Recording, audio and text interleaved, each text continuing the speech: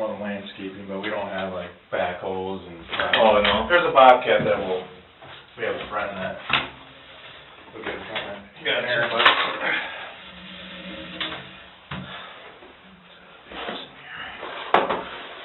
Okay, so you kind of know what's going on, obviously, unfortunately, right? yeah. Tough situation. How the kids handling it? They're taking it really well. I mean, Yeah. I'm not sure if it's completely sunk in, they're just kind of more distracted, and Right. right now I've been living at my parents' house, so it's been kind of nice for them, and Sure. The interrogation room feels like a late autumn night in Green Bay. Fluorescents hum, cold. He says the kids are calm. I hear fear held tight. From now on, every detail could be a life or death clue. you know, I can be free to work and they can take care of them. But, yeah, they're pretty strong kids, so.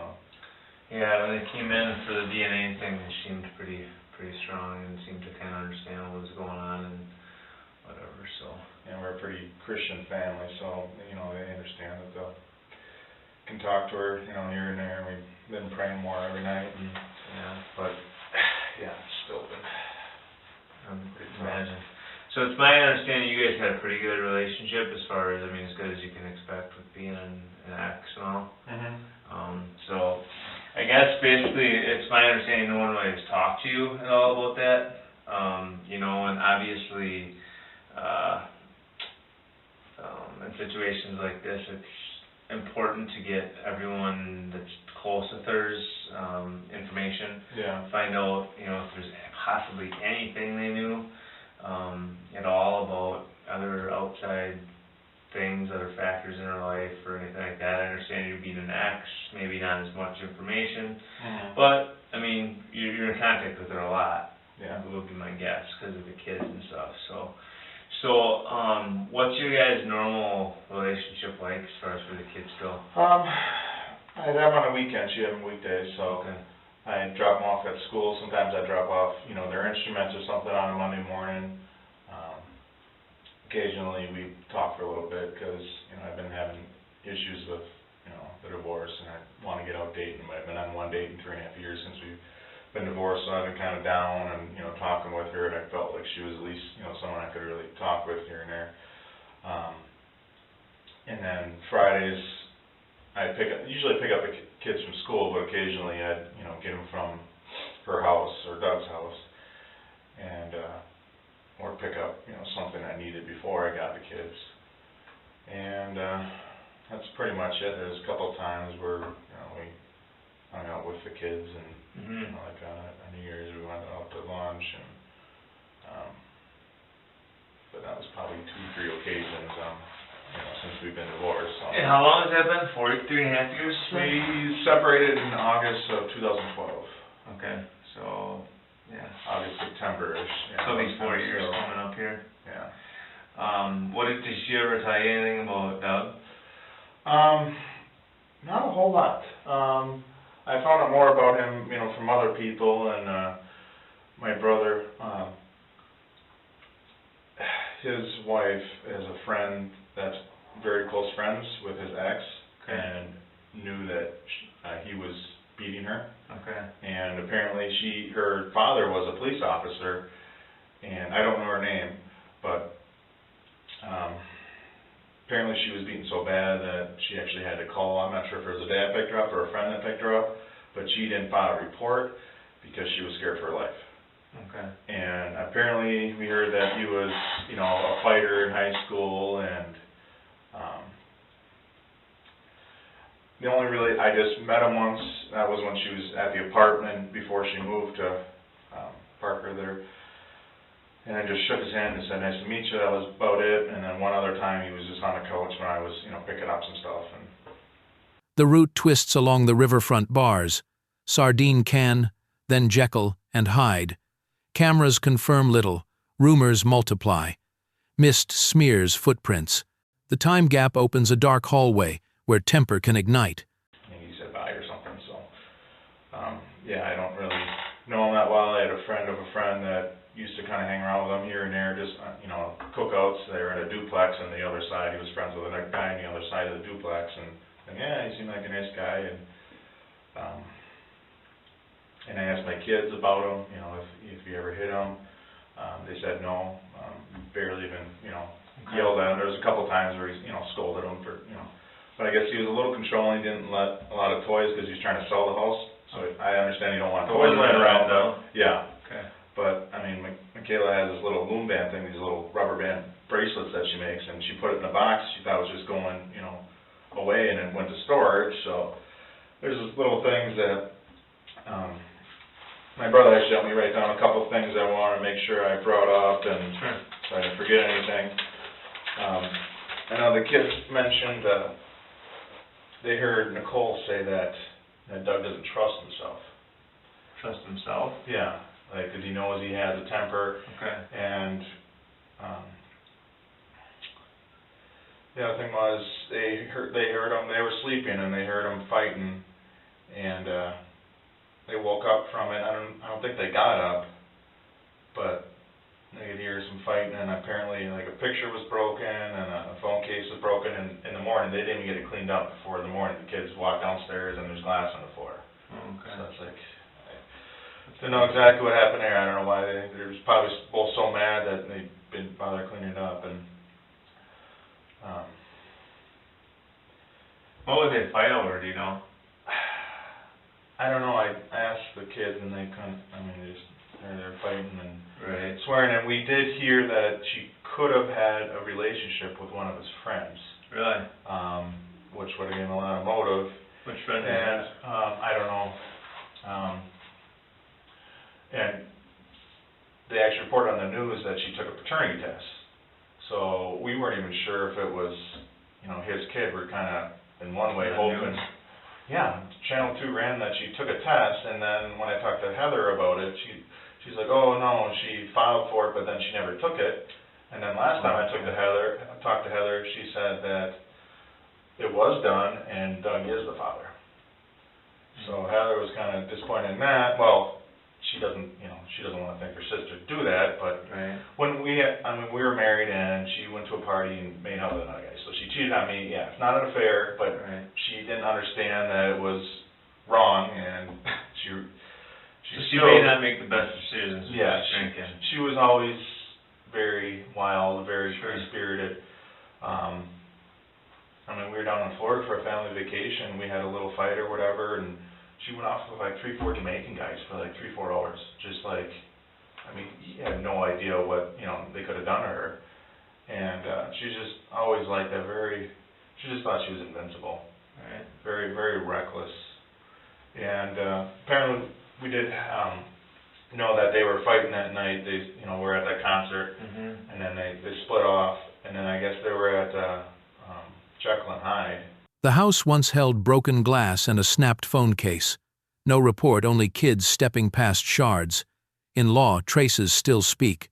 Violence often starts as hairline cracks, persistent and easy to excuse. And Who told you that? I think that was Heather, because they talked to some of the bartenders there, and the bartenders saw, yeah, I saw those two fighting in here, and then... How long was that? Right after? That was pretty much right after. Well, because we followed up on that, and they had a complete different description of the people after the fact. Oh, okay. So I don't believe that was the case. It was just one bar patron that said, yeah, I thought I saw them in here arguing or whatever. Yeah, you don't know how loaded they were. Right, and there's a lot of misinformation out there as far as rumors and stuff go. You know, there's surveillance cameras of them or of at different bar, sardine can.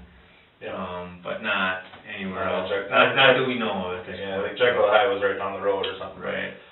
Yeah, because I know Doug wasn't at Sardine Can, so that's why I was a little confused on why he was there. Because I heard that her and it was Doug's friends tried to get Nicole into a cab, and then she was just throwing a fit. I guess she was like laying down on the street, like kicking her feet up. They were trying to get her, you know, corralled. And Is this all stuff you heard from Heather? Do you know any of her other friends? Well, the one person that I don't know, Sean, my brother Sean is, you know, he's really you know, worried, and he wants to make sure we have everything covered. Have you talked to Dallas yet? Because she was the one watching, yeah. And apparently, you know, Doug and a friend, I don't know if it was a friend or it was a brother, showed up there. It was a friend, right? Yeah. They showed up there, you know, and then they were just, you know, she asked where Nicole was, and he was like, oh, you know, like kind of Right. wasn't acting normal. And it was it found that he was on, we heard that he might have been on coke and other drugs that night too? That I don't know. Okay. And then we did hear from Steve Meyer, that he thought that his parents are, you know, very wealthy, might have bought off a couple other women too to stay silent that he beat too. Sure. So we've reached out to a lot of people in his life, and a lot of people have come forward since then. You know, there's some things that we're still trying to answer as far as her timeline goes. So it has us, you know, in a little bit of a guessing game here. I shouldn't say guessing game, but just a little bit of unknown. So that's kind of what we're trying to fill in. When's the last time you heard from her then? It was on Friday when I talked to her and got the kids, because did they have school that day? I think she picked them up from school, and then I picked them up around 4 or 5. From her house? Yeah, well, Doug's house, yeah. Doug's house? Yeah. Okay.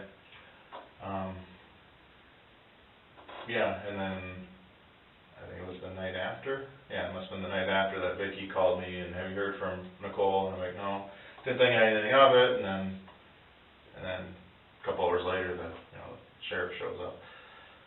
Rumors swirl paternity tests, friends pulled in, drugs at the edges.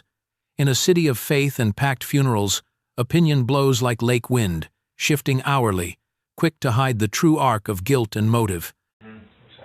Did you have any clue what they were doing Friday night? Did she tell you at all, or did she kind of... Well, she originally said she wouldn't be able to pick up the kids from school because she had plans. Okay. And then that changed, so she must have plans earlier and then still planning to go to the concert, because the concert probably was not till, 7 or 8. So I don't know if she was just going to go out with a friend beforehand or what it was, but whatever those plans were, she either got pushed back or canceled. Okay. She didn't say what. She didn't even mention that she was going to the concert. That's what I was going to say. So she didn't tell you what her plans were or anything like that? Yeah, I never, talked to her. It was more, when I talked to her, it was more about I never asked, I was curious to see, how her and Doug were doing, sure. If they were in love, but I didn't really want to know because I've been really depressed myself, so part of me wishes, maybe I should, but she probably wouldn't open up to me anyways. Yeah. She probably wouldn't have reached out for help, and I don't know if this was really the first incident. Right. And I know from being married with her, she was, she could really provoke you. And I never, struck her. I was, raised never hit women, but I mean, there was a couple times where she could really push her buttons. And we've had contact with, I know this is not permissible in court, but a couple mediums, and we had one medium in Florida. He had just kind of randomly called one of my dad's friends and said, I have this girl, Nicole, reaching out to me. I don't know what this is about, but she's like, or I'm not sure if it was a guy or girl even, but they said that his name starts with a D, and like, was it Doug? And like, no, it was someone else too. So we were just, I know you guys are looking into a second person along with Doug, and beyond. Yeah. I mean, it's, yeah, we gotta keep everything open, because you can't narrow in on one person, and there is that gap in the timeline. So I mean, but you're not the first person that I've heard that said that mediums have contacted their family. That's kind of a common thing. Yeah. Where these people will see it in the news, and they'll reach out to family and friends of victims to try and, whatever. And I'm not saying I don't take any value in it, but forget who else it was that told me that. One of her other friends. Yeah, we have one that's close to us, and then Andrew. another one, that lived in Florida, so I know his brother's name is Dave. Okay. So we were kind of suspicious of him too, and it was, their family's at the funeral, which is kind of awkward. But Where does his brother live? I'm not sure. I think he's in Green Bay, because I think it's a family company, and I thought Doug was kind of in charge of keeping up the properties, and then Dave was more in the building part of it, I think. Okay. And he just had a kid, and We pin down every minute. Who called whom, who drove, who stayed silent. As weather turns cold, memory tightens. The key lies between two bars, on an empty road where anger meets strength and fear. so I don't know. I'm sure there would be some sort of communication phone-wise if he did reach out to him, because I don't know if Sure. Dave was, with him at that point. Right. Let's see, what else do I have written on here? Who do you think that, cause after, Nicole had left sardine can after the fight you were talking about with the friends, her phone pretty much died, went dead. So who do you think that she would call, or know their number? Obviously for phone sets you'd have to know the number. Who do you think she would call if she needed a ride, or if she needed help or something like that?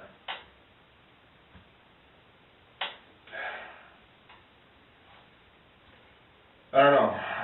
I wouldn't think she'd call her dad, because she always felt like her parents and her family didn't help her much. Heather would help her out, but she was, she's got her hands full herself. But I mean, she said this to me quite a bit, even after we broke up. That's why she occasionally I'd take him on a weekday, because she couldn't get help from her mom, and her mom would help out, but she's really busy, and then every time she would help out, she'd kind of complain to Nicole.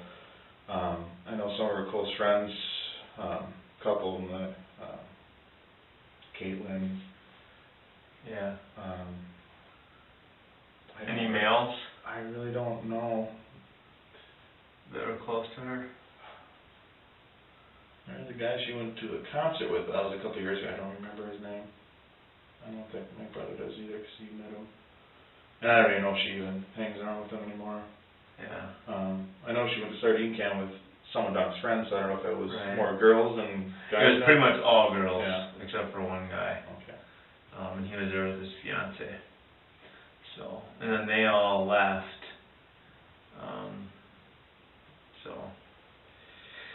But then her phone died, so that kind of leaves us in a tough spot with phone calls or anything like that. Yeah. So, and locate, because phones can do all the locations and stuff like that. So it's Well, you can still track where the phone was, right? not Even if if it's off. Oh, I thought they still No. could. No, some phones they do if it stores a little bit of extra battery life, for like to find your iPhone app or for some of that stuff, but. I know she had a new Galaxy. Galaxy phone. Yeah. Same one I have.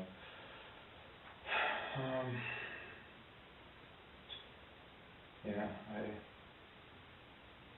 wish I could help you more on that one.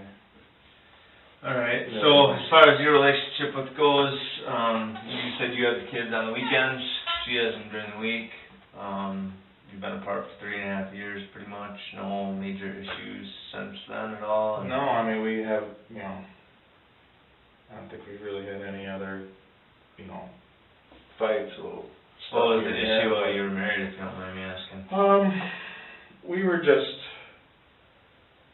were young, and, I had the second kid on the way, and, as a Christian, I'm like, well, we should probably get married, and I thought I loved her, but she pretty much knew she didn't love me, and she got married for the financial benefits, for, the birth being covered, because we both didn't make a lot of money, so we're covered under Badger Care, and she pretty much knew it wasn't gonna last, and, She rarely called her parents' pride thick as fog. Friends tied up with kids, help came with a sigh. The bridge howled, the lot sat thin. In the final hours, the safety net was threadbare, and predators often slipped through that gap. and then son, it was just, never, really just went down, it was just kind of the same, and then all of a sudden it was over, so it was kind of a shock to me. I knew it wasn't, perfect, obviously, but, Right. yeah, we didn't really, fight all that much. We had similar interests. It's just personality-wise, I thought we kind of balanced each other out because, she just had no filter to her. Basically, a lot of my friends and family thought she was essentially verbally abusive to me occasionally. Yeah. I didn't really see it that way, because I just thought she was just kind of harsh and just little subtle things, not Right. just like swearing at me, putting me down. But it was just little subtle digs and just kind of like, I don't know if that was her way of motivating me. It was just, it didn't work, and it just made me feel like crap most of the time. And I don't think her family saw that side of her as much as mine, and that's why Steve's like, I know your family loved Nicole's just as much as us. Like, and I'm just kind of struggling now because I don't know if, now that she's gone, I missed her quite a bit. Other than Doug, do you have any thoughts of maybe if who would have done this to her? Not really. We all kind of suspected Doug, and a lot of times with these free things, it's Well, possible. and that's where everything pointed, Yeah. and whatever, especially with a lot of the information we were getting, but not everything always adds up, and there's always other possibilities and avenues that we have to look at. There's obvious things that were disclosed in the media, from the court proceedings and stuff, but a lot of the stuff hasn't been released yet. Well, I know, because they were looking at 10 pieces of evidence, per segment. Now the Attorney General made exemption for that, so you can get it all through. And yeah, Heather was she was thinking that they didn't have enough on Doug, but the way you made it sound is like, once the evidence, all comes out. Well, I mean, it depends. I mean, the evidence... You don't know what's going to come. Right. So the evidence is what it is. The fact when you brought your son in, or your dad did for the DNA, that makes it go by a little bit quicker. Because when they're checking clothes, when they're checking, arms and stuff like that for DNA, if they come across some male DNA, then they can right away know whether it's her kids, who obviously would have had contact with her, purse, clothes, stuff like that. So you don't really, do you have a weapon yet? Well, I can't give you that. Okay, I figured there's some things. Well, and that's why when Heather, it was like the first day her family came out to us, and then I don't know who she talked to. She made it sound it was a coroner, but it wasn't a coroner. And then she was told that she was shot in the head. And The case needs quiet to sort who truly knows. DNA on clothes, hands, car seats will be checked against the child's. Any unknown male profile is a warning light. Outside, mist keeps weaving. In a cold room, truth speaks only to science. and then obviously it came out later that didn't happen. Right. A lot of rumors get spread around. I don't know where a lot of that stuff comes It from. sounded like she got it for someone, Right. And that's why we don't release any of that information. So I mean, there's only, besides me and a couple other investigators, there's only one or two people, whoever's responsible for it, that know the answers. So it's important to keep it shut, so that in case someone does come forward, or in case somebody comes in with information, we can say, well, they didn't get it off the news, or they didn't get it from so and so because we've never told anybody. Yeah. Well, that's where we're concerned too with him, getting out. But now that his family, we heard that they were suing the city of Green Bay for holding him too long or something, but I don't. Well, Green Bay would have nothing to do with it. Okay. It's all Brown County. Okay. Did they file something? Not that I know. Okay. I mean, again, it's probably just rumor too, but if even they were thinking about it, that means that they probably think he's innocent, because we were worried about, with the money they have and resources, that they would try to get him out of the country.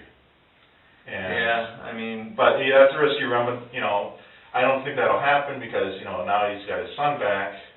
Oh, did he get the kid back? Yeah, on Saturday Heather got him back, and that was kind of awkward because my kids were staying over there. And at first I didn't want my kids over at Heather's because she had Dylan, but knowing that he was going to be transferred back to the Dietrichs, we thought it was going to be the parents picking him up. I didn't know it was going to be Doug. Because I didn't, like kids had to see him again. I mean, Yeah, right. It's just like, and I asked him last night if he said anything to him, and I'm like, Michaela thought he said sorry, but I don't.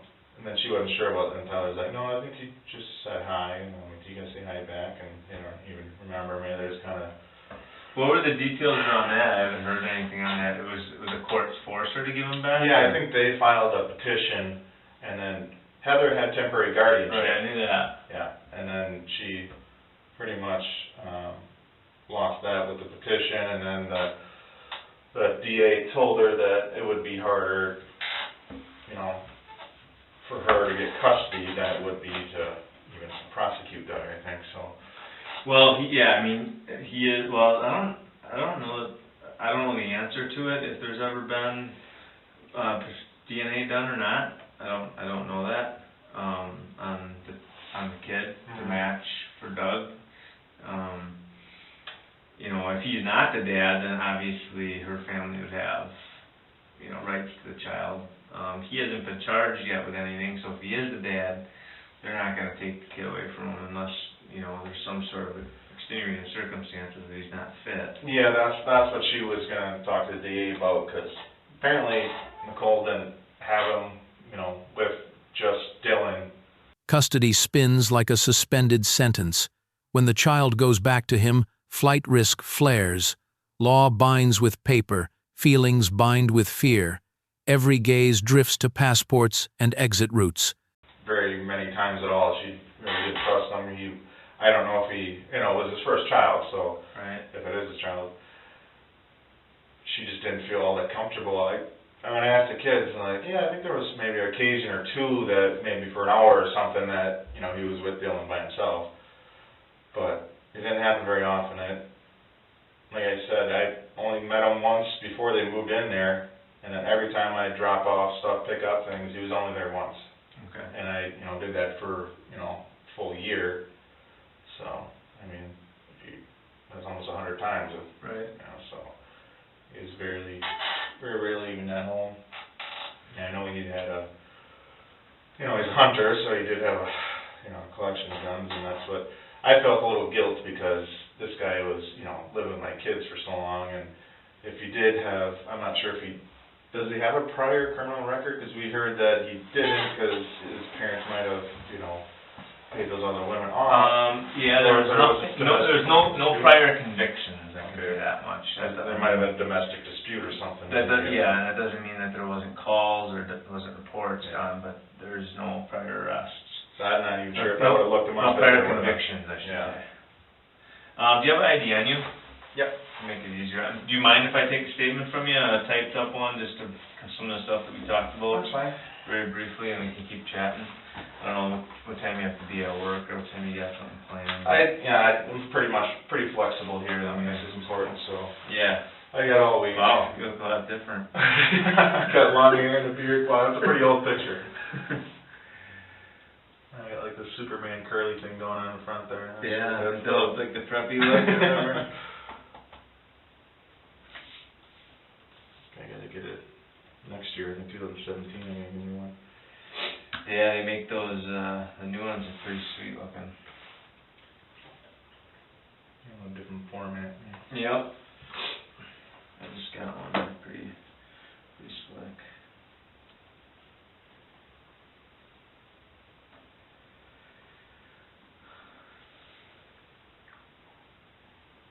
So how long have you been living at home with your parents? Well, it's pretty much since divorce. Oh, really? Yeah. You gotta pay child support and stuff, or? No, because we both didn't make a whole lot of money, so we kind of worked it out. I think it came out that she was going to have to pay me $17, so I just, you know, canceled that out, so. And, you know, I've helped her out here and there with, you know, things if she needed clothes or, sure, you know, give her some cash here and there. What's your address of your parents? 2851 Hidden Lake Lane. That's Swamco? Swamico or Green Bay, yeah. 54313.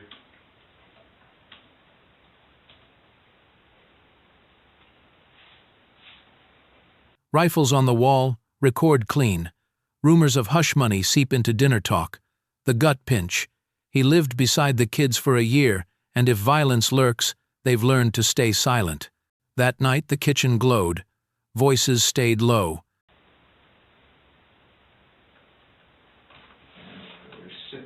660-9623. Mm-hmm.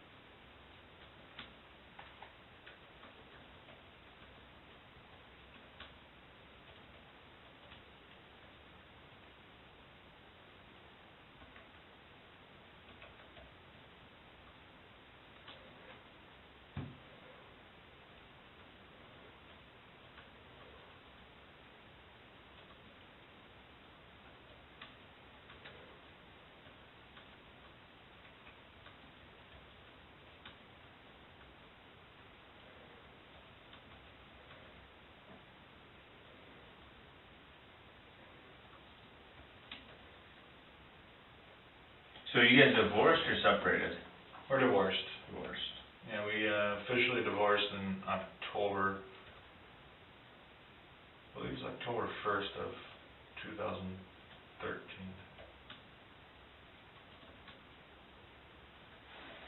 Okay, so you've been divorced from Nicole since October 1st of 2013, but we're actually separated. I can't remember if it was August or more September. It's probably more September. September 2012.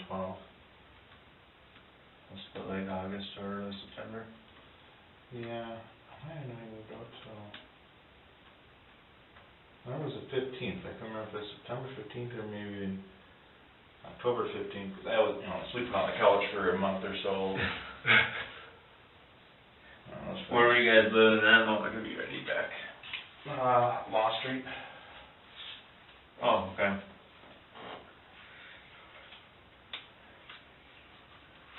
And then she lived there for a year after I left. And then she moved to a couple blocks away on Bismarck. He moved back with his parents, debt closing in. Addresses shifted like a map of a cracked heart. 10 years together collapsed into a custody schedule. In Green Bay, memory outlasts winter, but justice doesn't lag behind. Yeah, I think she was there for about a year then, and then she moved to the apartment on Trumpeter Trail in New Pier. Yeah. Right behind that. I think we lived there. So how long were you guys together for? I started dating in July of 2003. Oh.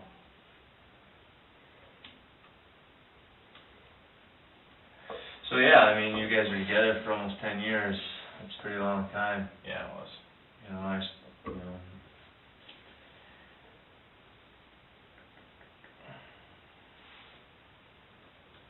We were always family friends. Her dad was a chiropractor. My dad was a holistic dentist, so they always knew each other. So, our families would get together, cookouts and stuff.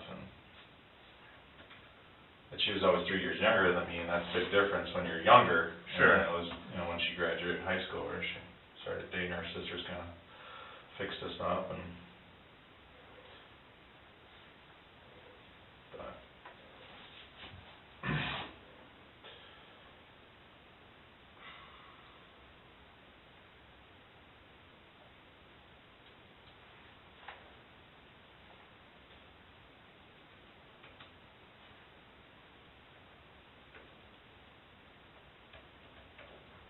So basically, since the divorce, separation, you've been living with your parents?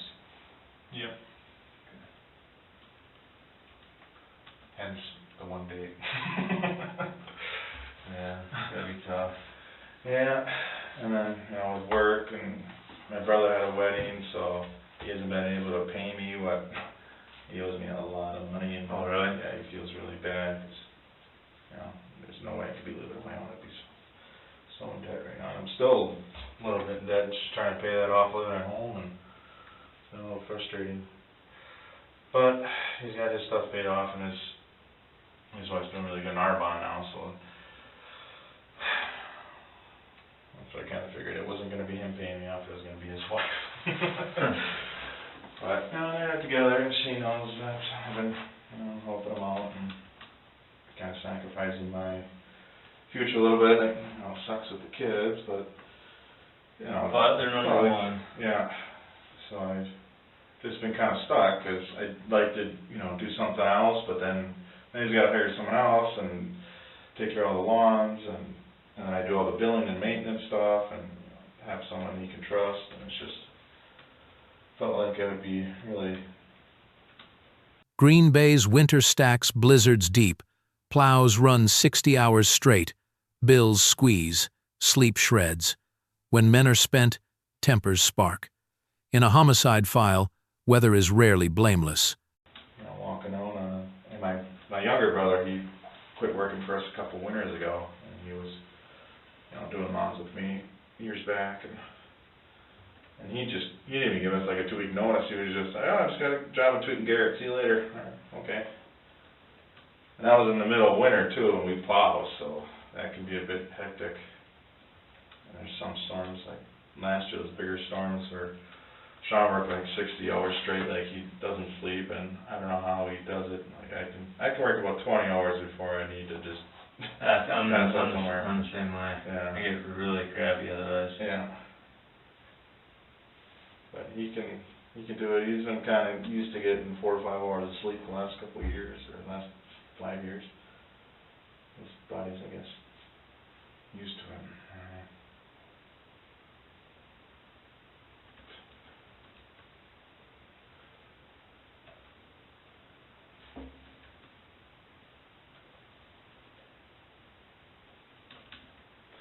Alright, so Nicole had the arrangement that I take the kids on the weekends and that she had them the rest of the time. I did not pay child support to Nicole as we came to the mutual agreement that there would be none from either of us. As far as like the kids were under badger care, I'm assuming? Yeah. Okay.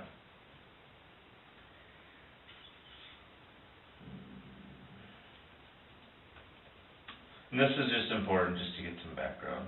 It's not vital or anything, but...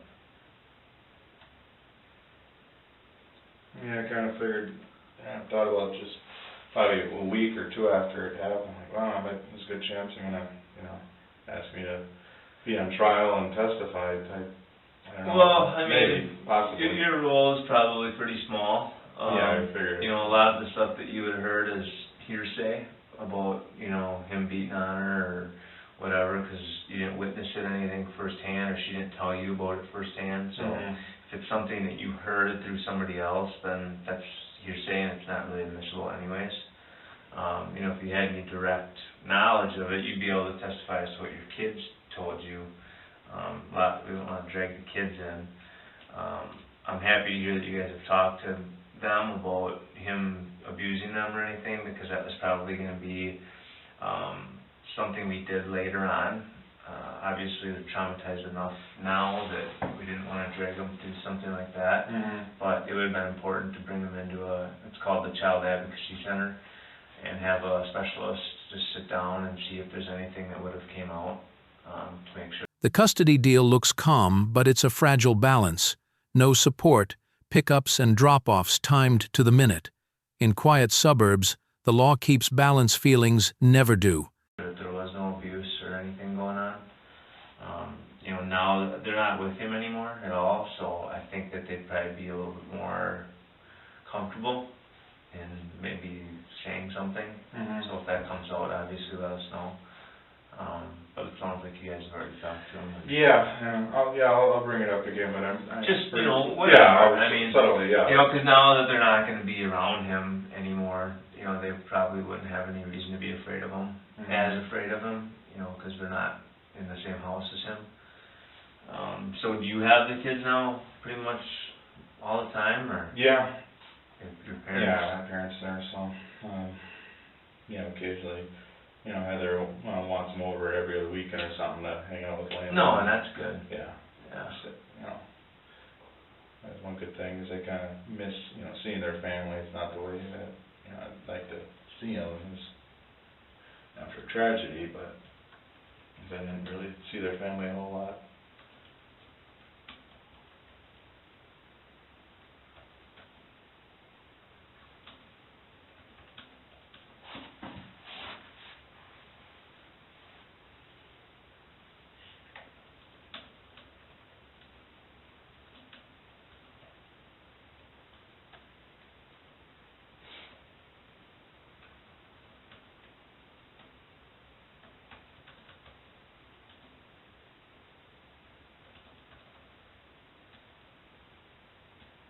So do you have any timeline on when that, so basically you gotta wait for all the evidence to be run through before you can... Kind of, and unless something gets answered within that.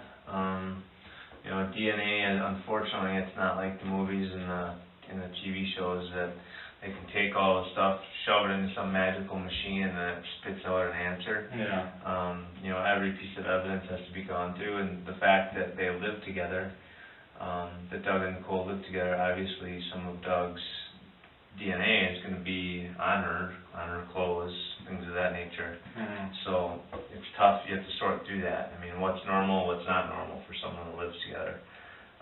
They say that if you live with somebody for any period of time, obviously you do your laundry together, you do sleep in the same bed, so you're going to have dead skin cells, you're going to have all sorts of the other person's DNA on you, depending upon how clean you live, obviously. Yeah. So it's tough, because a lot of the DNA stuff on his end is going to be explainable. And it's a matter of seeing if there's any unknown DNA or anything like that would be located. So it's a long process, and there's a lot of things in this case that are not normal. I guess I shouldn't say not normal, because no homicide is normal. Mm-hmm. But a lot of different things that we have to deal with. So The Child Advocacy Center waits. If testimony shows invisible bruises, kids feel safer when he's gone. Memory dares to speak. Interrogation isn't Q&A. It's therapy that draws fear out, and truth. Do you got an idea about where it happened, though, or? Yes. What was released in the news was accurate. Okay. I haven't been watching the news. It's too hard for me. So right from the get-go, yeah. Was it like Broadway area or something, or thinking? No, the blood and stuff that was found in front of his house was Nicole's. Yeah. So that's where it happened. Okay. And then obviously, the body Was on the where it road. was located or whatever. Was it so if you take Monroe, is it right, that farm field right on the right then? Or is it the one down Hoffman on the left? Hoffman. Okay. Yeah, we actually know that I went to school with the 13-year-old that found the body with his uncle or grandpa. It was one of the girls I went to school with, her son, 13. Oh, really? Jeez. And from sounds of what her body looked like, that had to be completely traumatizing for him. Yeah. And when I told the kids what happened, I told her, she was shocked, but I could explain, it was a quick, painless death, and then it came out that she was, strangled, and, maybe her throat slit, and we heard that her teeth might have been pulled, and that was probably rumors, but I don't know. Yeah, it's a lot of rumors. Okay. But, and then she was beaten with baseball bats. Who told you that? I don't know where we heard that one. I'm not sure.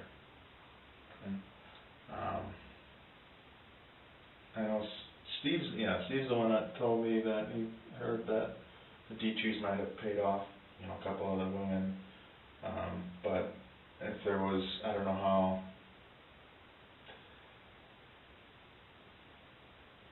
that can be shown if it ever went to court and it was just a settlement, but there's still a transaction there, so I don't know if that's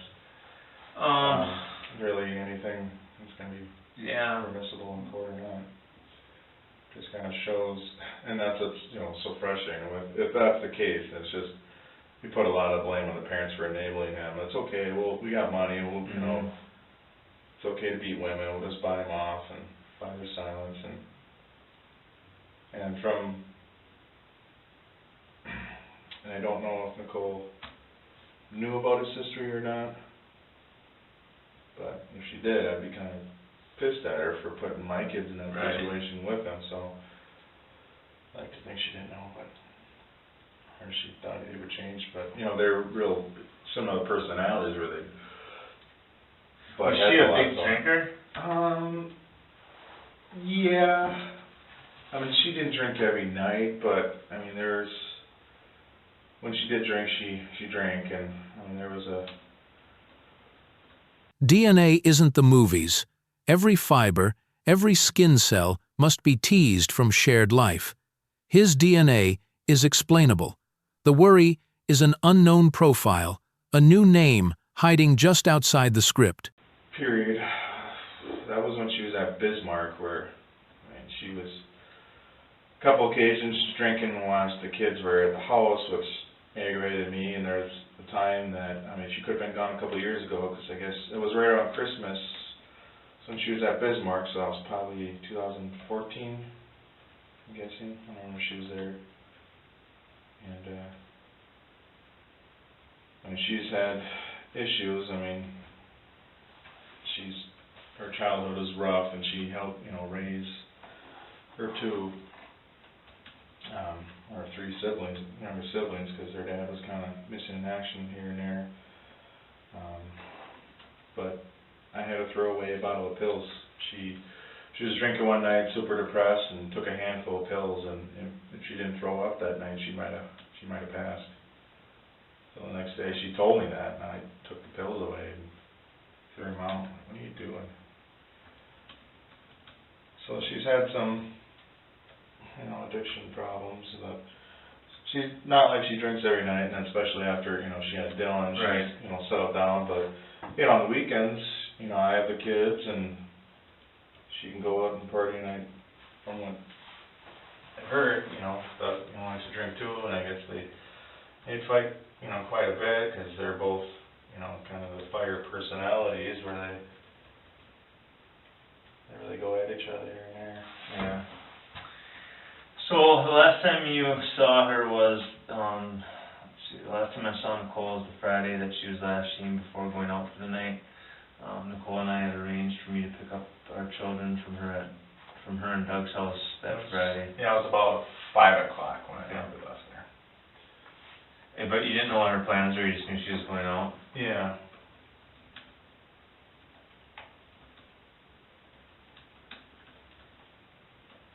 Was Doug home? No.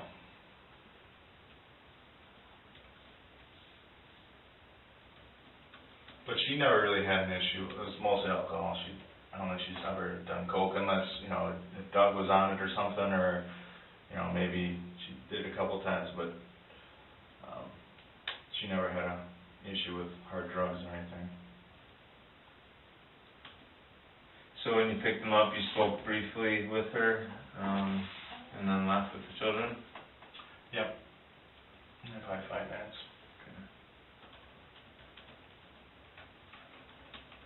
And when were you supposed to be dropping them off, or what was the arrangement for that? I think they still had school they had school the next week because we were off, so I would have just dropped them off at school that Monday, and then she picks them up. I gotcha. And then they didn't end up going back to school till Wednesday, and I wasn't sure, because it was only 2 weeks of school, so I wasn't sure if she didn't go back. And right. I asked the kids, and they wanted to go back, and I think they made the right choice. Right, help back to normal. Yeah, right. Blood on the stone slab outside his house is the anchor point. The body dumped in the outer fields, wind cutting through. Rumors morph. The scene doesn't. Geography marks where rage ignited. So she didn't call you or text you, or you guys didn't have any contact at all Friday night while she was out? No, or nothing? Okay.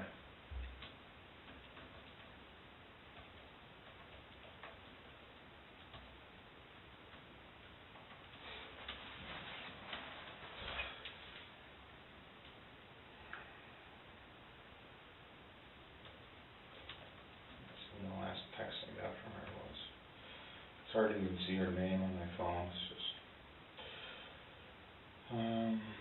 yeah, she just said we are waiting at 4:30, so, yeah, I picked them up a little before 5 then. Okay. That was the last one I got.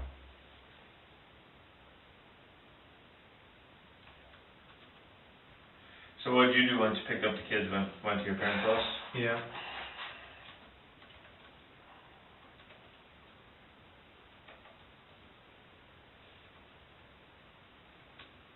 And then stayed in for the night, or? Yeah, we didn't go out. We just watched a movie. Okay.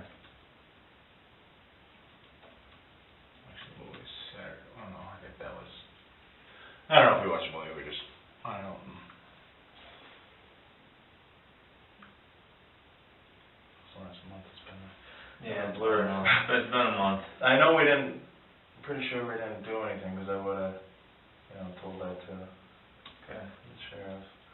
Yeah, I don't know if we, just probably watch TV or watch a movie, yeah, we were watching a movie Saturday night, because I remember we had to pause the movie, and they turned something else on, so they didn't, I don't think they even knew. But once you guys got home that night, you didn't go out and do No. nothing? Okay. And my brother almost called me to go to that concert too, because I don't know if his wife didn't want to go or he found someone else, so. He almost called me, so I could have even ran into her at the show. But it's not like she would have been fighting with Doug and then, she wouldn't have came home or, got a ride from me, obviously, even though she didn't even leave with Doug. And she took a taxi back to Sardine Can or something with her. Or unless she just drove with Doug's friends, I'm not sure how she got back to Sardine Can, but, from the watering hole there. But, she would never call me. Even though I'm not that far away, I could easily, pick her up. So you're not somebody that you think she'd call? No. Maybe if she was in a super duper pinch, or not even I that? don't think so. No. Friday at 5, she handed off the kids, then slipped into the night. Phone, dead quiet. Friends, bars, taxis, the options shrink. In that gap, the heavy-handed feels certain no one's watching. She hasn't. She's never really called me to, talk about anything, and it's mostly me calling her and complain about my life. Okay. And then, we've had some good talks since we divorced, and she said some things that, didn't make a lot of sense, and one of the most odd things she's ever said to me, and this goes with the no-filter thing, and we were having a good talk, probably talking for an hour, and then she's like, I can say whatever I want to people. They don't have to take it negatively. I'm like, well, you say negative things to people, and they're going to take it the way it's intended to be taken, and your words and actions have consequences on other people, and it's just, she didn't get that, and she just was wired that way, that she could... She like that all the time, even Yeah. drinking or not drinking? Yeah, it was much worse when she was drinking. Yeah, the verbal stuff towards me was a lot more, probably 80-90% of what my parents and my friends saw. Right. Was, her putting me down, and that was, from her drinking. At first she, be real funny, going, and, real giddy, and then she'd get just kind of stupid sometimes, and there's times around my friends where I get embarrassed, I'm like, what are you doing, what are you saying, like, she just goes off the cuff, and part of that I liked because she didn't, you know, care what other people think about her, which is a It's a good, fine which line. is, yeah, which is a good thing, and I have, you know, I thought it would kind of balance me out, because I, you know, I think I analyze too much, I don't say stuff, because I'm, not that I'm afraid, I'm not PC, so I'm not afraid I'm going to offend anyone, but I'm not sure of my words, and don't want to come off sounding like an idiot, essentially, but she did not care about that, and a lot of my friends, they didn't say anything until we were separated, like, she was not that good, we didn't really respect her, and there was a couple times we left some parties or whatever, like, I feel like they, you know, they don't even like us or something like that, and I kind of felt that too. I thought it was a little bit towards me even, because, you know, Right. a lot of my friends have careers, and they never, like, said anything, but it just kind of felt like, you know, they looked down on us a little bit, but it was more Her, directed towards her. because we were drinking and stuff? Yeah, and then the way she would, you know, Attitude? towards me, and just kind of, like I said, real subtle things. It wasn't her swearing at me, telling me I'm an idiot and a failure and all that. It was just Right. little subtle digs, and most of the time I just brush it off. I didn't escalate things. I'm not very confrontational. But there was just like 9 years, and in some ways it just feels like one big lie, and it's tough to deal with when she tells you that. I mean, she told me she never had feelings for me, that I never got in her head, and Alcohol unlocks words without breaks. Jokes turn into blades. Bruises on the mind don't show. In the damp Midwest, bars are shelters for loneliness. Words sow hatred, and that night, the soil was ready for it. just made me feel like an idiot. And Yeah. yeah, I'm not the brightest guy, but I mean, I went to a year at UW-Madison. I'm not an idiot. Right. Of course, flunked out, went to an engineering program because my guidance counselor told me I won't get in because I had like a 22 on my ACTs, which is average. He's like, you're not going to get in with that, but my grade point was like 3.83. Got in, my best friend got in, so I'm like, oh, I probably should go. And then they didn't tell you it was like a 75-80% dropout rate in the engineering Oh, program. really? Yeah. So my buddy was much smarter than me, ended up transferring to Milwaukee, but I think he transferred after a couple of years, but I'm not sure if that was academic or because his wife went to UW, or his fiance, I'm not sure at the time. They're probably just boyfriend and girls at the time, but, and then, and I went to Southwest Tech in 2005, 2006, got my associate's degree in golf course management, because I'm a big golfer, but I like to golf, I don't like to really work on the golf course, Yeah, to figure right. that out.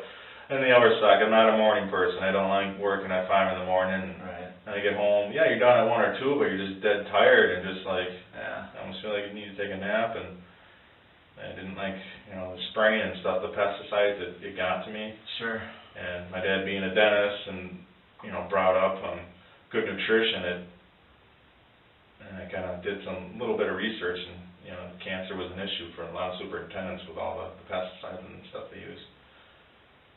And even all masks, I had masks, gloves, like a paint suit, boots, and everything, and still just felt a little out of it that day. And Green Bay Country Club, I worked at Thornbury, Green Bay Country Club, and Trappist Turn, some really nice courses. Green Bay, they just wait for a calm day, they just go out, they don't wear any masks or anything. I'm like, you guys are crazy. Yeah, it's spring behind you, but it's still Yeah, can right. blow into you, you gotta make turns and that, but, I kinda felt bad, because, you know, she had a little money saved up, and then she went down, it was in Fenimore, Southwest Tech, so it's, you know, 3.5 hours away. And Michaela was raised down there since, well, she was born in July, so that whole year. We had a little, we were kind of in the basement of a house, not a real nice place, but it was okay, it was livable. But, so she was kind of down there, because she didn't have any friends, you know, she'd occasionally, you know, come out with my golfing buddies and have a couple beers or something, but, you know, she was breastfeeding a lot too, so she couldn't, you know, really Right. enjoy it, and I think that's why, you know, after we broke up, she kind of wanted to live her college years again. Sure. She hasn't, you know, she went to UWGB, but she missed Yeah, out kids. on some of that because of the kids. Yeah. GB's not a big party school No. anyways, really, so. Yeah, she didn't really do any partying when she was there. Madison's a party school. Oh, yeah. Yeah, I had a girlfriend that when we were dating, she went there too, so. I have a problem going to class. I had a problem studying and, doing the homework that was necessary. Preparing for class? Yeah. Yeah. I thought you kind of, in high school, I just kind of cram. I had a pretty good memory, so I just, cram at the end and... Shame in front of friends, class gaps carved into looks. 9 worn-down years, tiny jabs piled into a ravine. Marriage cracked in silence. One day, the split rang loud like river ice breaking under a freeze. Do it that way, but I couldn't pull that off in college, that's for sure. But Okay, so that night that you picked her up, you went home with the kids. Were your parents there and everything? yeah. Okay. And then the following day that the cops came over? Yeah, I think it was When did you hear about it? Or did you hear anything about the body being found? Or? No, because wasn't the body found like early Sunday morning, or was it Saturday morning? Saturday. Was it Saturday? So it was early. Was it Saturday night or Saturday morning? I thought we were trying to. Like afternoonish. Oh. Yeah. Okay. So it was Friday night. Yeah. So they had to come Saturday, because when I talked to him, I said I got the kids from her.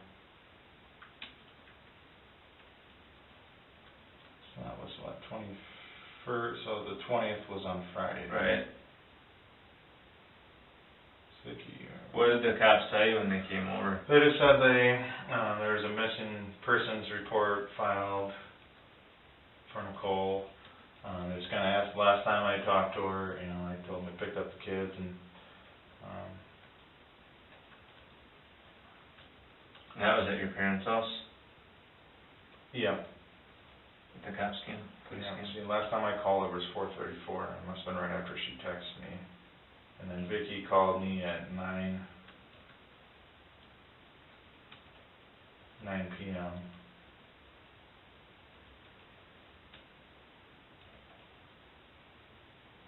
No, that was outgoing. Yeah, so they probably came around 7 or 8. Or probably closer to 8. So they didn't tell you that night that she was deceased? No. Okay. They said it was... That's what kind of confused with, with Right. the timeline and all that. So... When did you find out she was deceased? That's the next day around 4:30. We heard that they found the body. It was a blonde, and then it had a wristband. Once I heard the wristband thing, my stomach just dropped. I'm like, oh my God, that's her. Why did you say that? Well, because there's not too often that when they said they found a body, it's a blonde, okay. I know there's not a whole lot of murders in Green Bay. Yeah. And then when I heard the wristband thing, she went to a concert. So Right. once I'm like, oh my God, it's got to be her. Shame in front of friends, class gaps carved into looks. 9 worn-down years, tiny jabs piled into a ravine. Marriage cracked in silence. One day, the split rang loud like river ice breaking under a freeze. And then we didn't get confirmation until Vicky called us around 5:40 is when she called me.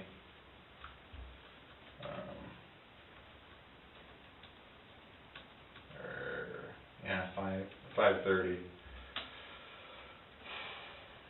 5:32 was the first one. It was the whole day just pretty much knowing that it had to be her, but just, hoping and praying that it was someone else. Because they couldn't, because her body was so, beaten and shoveled that they couldn't even identify her. I don't know, her family's probably getting a little impatient and... They've been really good. Yeah. Who told you that her body was so beaten and disheveled? Well, I didn't know, I just heard they found their body. Okay. They said around 2:30. I thought it was 2:30 in the morning, but it must have been in the afternoon. Mm-hmm. And then when Heather and her family came out that night, probably 7 o'clock-ish. She said she said it's not the coroner, but I talked to someone and said she was shot in the head.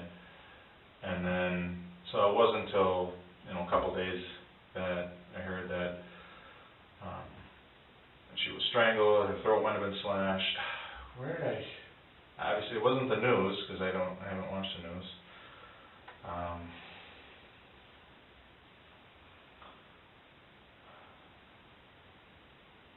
don't know if that was from Sean, that Sean might have heard it.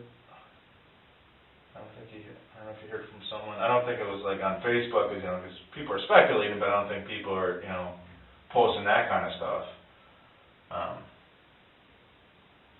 Right. But that's what we kind of figured, that it took so long to identify her, because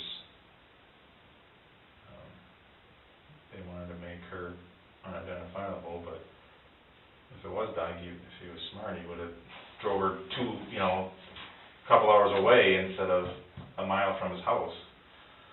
But obviously when you're doing that type of activity, you're not even in the right mindset. You're not thinking. And I'm sure she, pushed him to the limit. He didn't maybe intend to do it, but he did it, and it doesn't matter what, obviously she said or did to him, even if she hit him. Doesn't give him any reason to harm her. We were at a party for my sister, her 21st, so this is right before we broke up in August. Rumors about how she died changed hourly, but geography doesn't lie. The scene sat near his door. The plan frayed. Reason fell away in fury. The night map traced violence by itself, and it is chilling. And we were just kind of joking. She was being kind of loud and obnoxious at a bar, and I asked the bartender if they sold muzzles there, just kind of a joke, and she just slapped me as hard as she could. And my face was red for a half hour, and I never, even thought about hitting her back. I think pretty much that was the only time she's ever really hit me. Mm-hmm. Other than just kind of, punch a shot in the shoulder, or kind of wrestling around sometimes. She'd want to wrestle a couple times here and there, but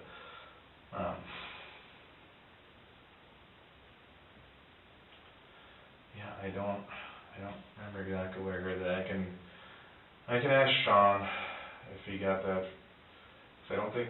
And Sean is my older brother, who I work with. okay. I have an older brother, and then a younger brother, and then a younger sister. That's about 9 years younger than me. Okay. And she was very close to Nicole. She was like, a sister to her, and Sure. she'd always be mad at Nicole for really, Nicole, you have to say that, and so my brother Sean has been really, gung-ho and want to get, all the details down, make sure you guys know about, Mm-hmm. looking into other people. We think it could be his brother, it could be a friend. We heard, the whole D name, and his name is Dave. And when we saw him at the funeral, we have another friend that he's very keen and in touch with things, and he's like, when he left the funeral, he's like, I felt like the person that was responsible for Nicole's death was at the funeral. Mm-hmm. He just had a kind of an eerie feeling, and and I don't think any of Doug's friends were there, so I'd hate to think it was his brother, but if you did hurt her, and he's like, I got to do something with this body, you're probably gonna ask, your brother or a really good friend to help you out if he did. Mm-hmm. And I'd hate to see him, ruin his life just to help out his brother after he made this horrific mistake. But it's hard to picture exactly what happened, and it's just, I don't know why we've gotten so many different stories, not from you guys, but Right. just... Well, because rumors start spreading around, and that's, people speculate on their own, and then stories start growing bigger and bigger and bigger, and branch off in every different direction, Yeah. so... And I know Heather wanted to see the body. I'm not sure she ever did, Mm-hmm. but I don't know why, if if her body was in that roughest shape. The funeral was crowded with stares. Some swore the killer stood there. Intuition isn't evidence. Forensics and time are. Children need gentle truth, but justice needs sharp testimony to fit the shards. Well, you want to see that and traumatize yourself. And I wasn't sure if I was going to bring the kids to the funeral. I mean, it ended up being a good choice, and we end up going to the burial thing too. It's like, ugh. Well, I'm not a psychologist, but I think that that's probably, you know, they're at an age where it's not like you're going to hide anything from them. They see enough TV and they watch enough stuff that, you know, they probably get an understanding of what's going on. Sure. Alright.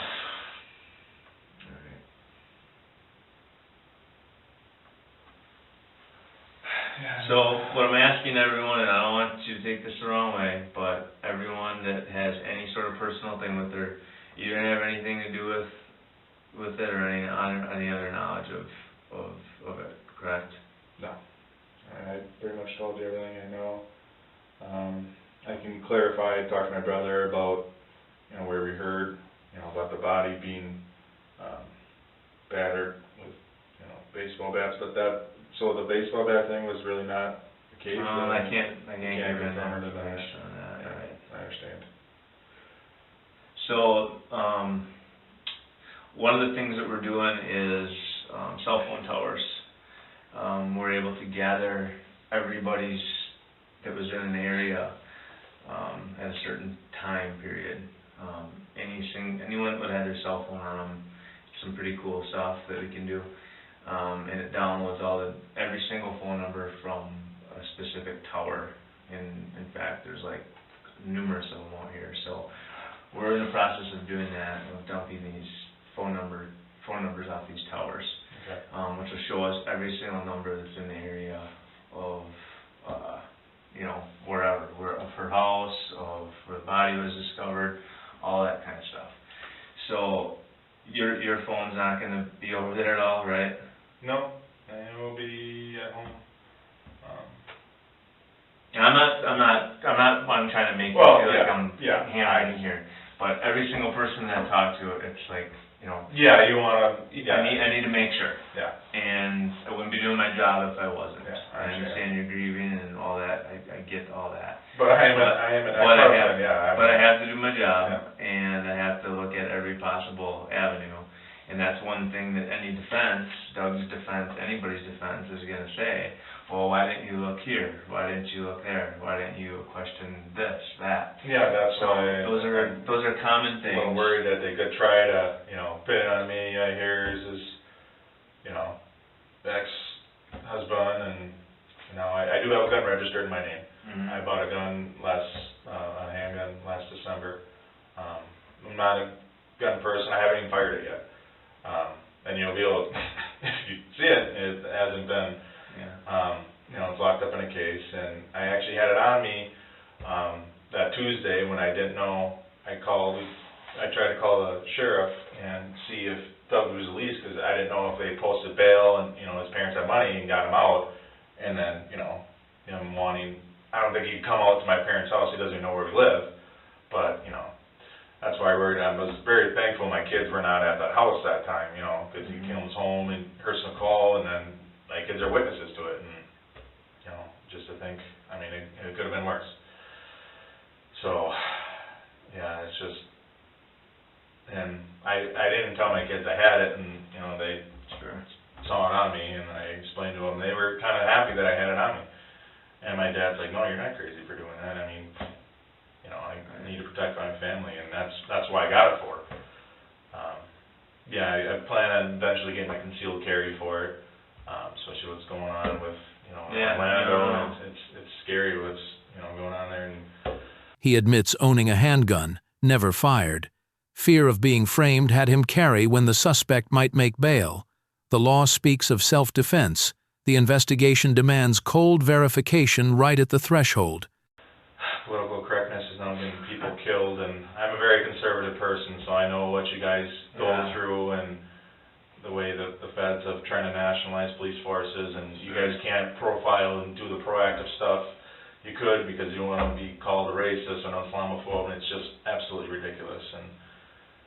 And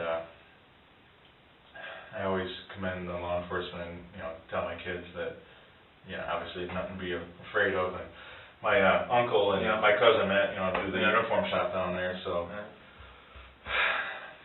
Okay, so the only other thing I want to ask is if you would consent to DNA swab of your mouth, like we did of your son. Sure. If that's something you'd be willing to do. That way it'll also help if there's any sort of transfer from your DNA onto his clothes. That's what I was thinking. You probably want my. Obviously, we'd already kind of have it since we have your son. I'm assuming it's your son. I hope so. So he looks just like so the male DNA would be the same regardless. But it could help clarify some stuff. I have no problem with that. No problem with that? Okay. Let me go grab that. I'm going to let you read through this statement. Okay. Your uncle gave that up completely to Matt, right? Yeah. Yeah, I don't go in there as much because I don't obviously wear uniforms anymore. So. Yeah, I guess the business is going really good for him. And Matt's always on the road. We've been bowling with him this past, since September. I'm not sure if we bowled the whole year, but I've seen quite a bit. And might see him tonight. We're doing a little summer league on Tuesday nights just at Century Lanes down there. And I think Bill's been pretty much fully retired for, 2-3 years now. Not sure how long it's been. But he's having some, health issues, and my dad has, a lot of the nutritional products that could really help him out, but he's just so stubborn, and he just won't. I don't know if it's just the time to take them, or he doesn't really think it'll help, and he's taken a couple of them, and it actually did help, but it's just, some people can only help so much, and, sucks, because, we can't help him, and, he's had issues with the VA, and, he had to. I think everyone has. Yeah. What a mess that is. To cut the noise, a buccal swab goes in, checked against traces on shirts, car seats, door handles. If an unknown male profile appears, the suspect map changes color. Science speaks quietly but sure, down to the threads.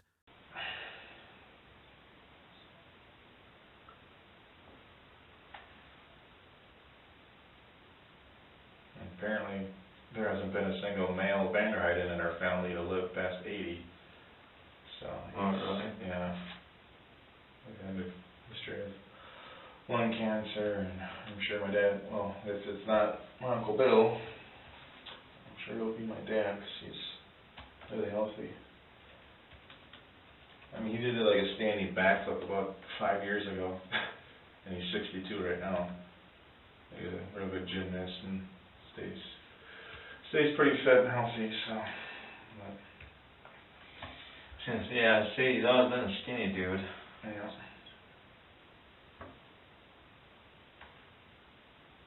But he was one of the top gymnasts in the country for a while. Oh, really? And then he just completely destroyed his ankle.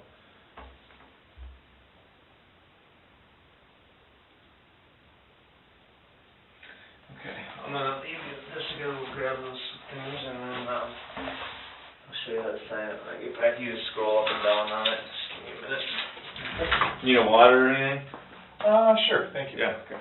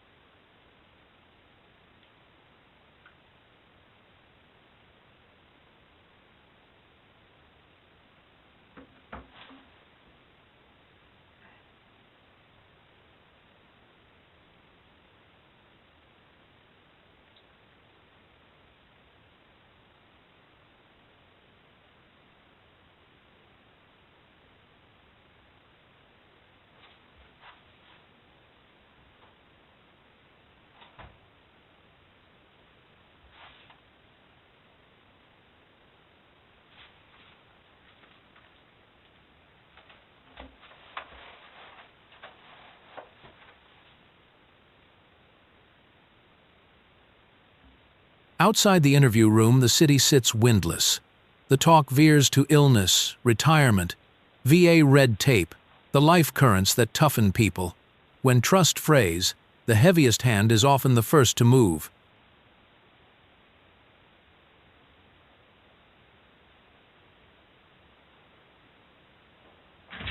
Okay, sorry about that. I struggled trying to find the guy.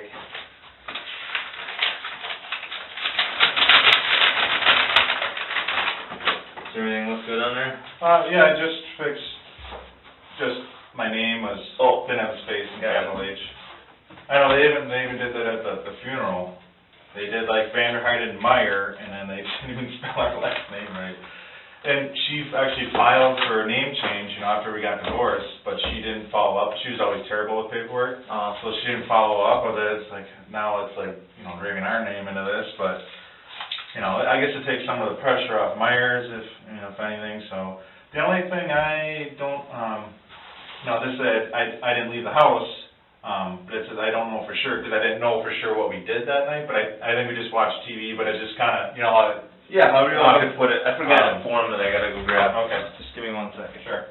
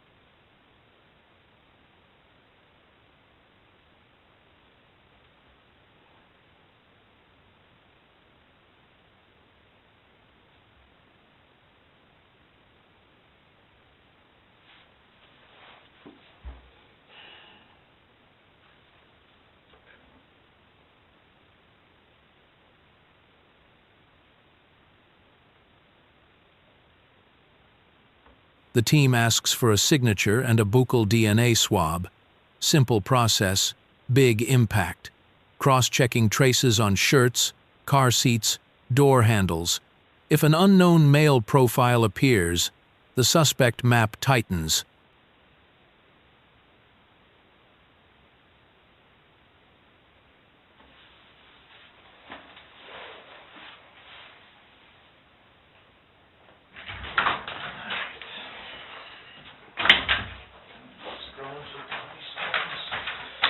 Yeah, I'll change that to whatever you want. Yeah, basically Reed's kind of goofy, but. Yeah, because I just basically wasn't sure if we watched TV or watched a movie, because I remember now it was Saturday that we watched a movie, so I think we just watched some TV. Once I picked up the kids, I went to my house and stayed in for the night. I said I watched TV with my kids and didn't leave the house for that night. Okay. I mean, it's kind of a little repetitive, but. It is, but. But you want to, make It's that clear. important.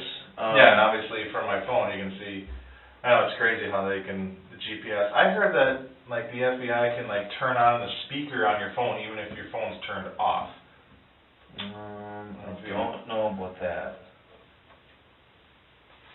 Maybe not if your battery's dead, but if your phone is turned off and your battery's still charged, but your phone's off, maybe turn it off. But yeah, that's, I don't know where yeah, I think so. You got this part done too? Oh, okay.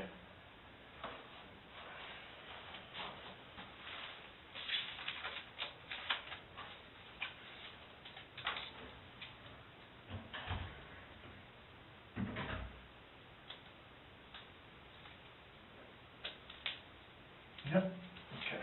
Then all I gotta have you do is just sign right in there.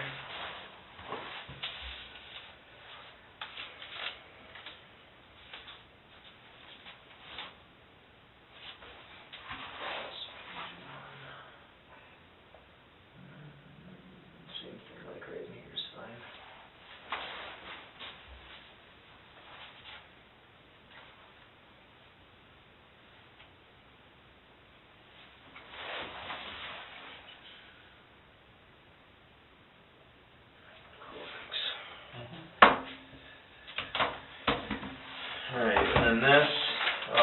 this is just for the DNA collection, just stating that you hereby consent to give what's called a buccal or buccal swab. It's an oral swabbing in the inside of your mouth, same thing we did to your son, and that's me. We advise you understand that authorized representative of this crime laboratory will examine these samples. Basically what I'll do is just send them in to the lab. They'll go with the rest of this case. Okay. Then that way, for comparison purposes or whatever. So, you understand you do not have to submit to the collection of samples, and you're doing so knowingly and willingly. Okay. Do you understand that? Yep. Okay. And it will not be kept permanently, which means it won't go like anywhere for permanent. All right. So if you'd sign there and then print right there if you're cool with it. Sure. It's a really painless process. We did the 6-month-old baby too, and that was interesting. Yeah, he's such a good baby. He is. He just, Cute. doesn't matter, who he's with, like, I seriously been around him for, probably 10 hours over the last couple of weeks or whatever, last month, and that kid just, like, never cries. He'll whine, like, here and there, but, like, just all babies just constantly cry. He's just, and especially, going person to person, and, like, he's just a trooper. I mean, and Heather actually asked me, like, would you want him to take him, every other weekend sometime? Like, I can help out, and then I ran it by my parents, like, no. They don't want a baby in the house? Not so much, he's still not sleeping through the night all the time, but my brother Sean and his wife, offered to adopt him, so they're kind of, if Heather gets custody, they would definitely help out, and I'll help out here and there too, but, just to keep him close to Kim and Tyler. Right. Exactly. Yeah, that's definitely important. Yeah. But, Okay, so you open your mouth for me? Let's do 2 for each cheek, just make sure.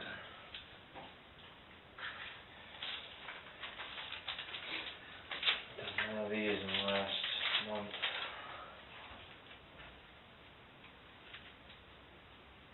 The lab is overloaded hundreds of cases. Truth moves slowly but holds. Data arrives late, unbiased. In that delay, rumors swell, yet the scene and the clock stay straight as fishing line.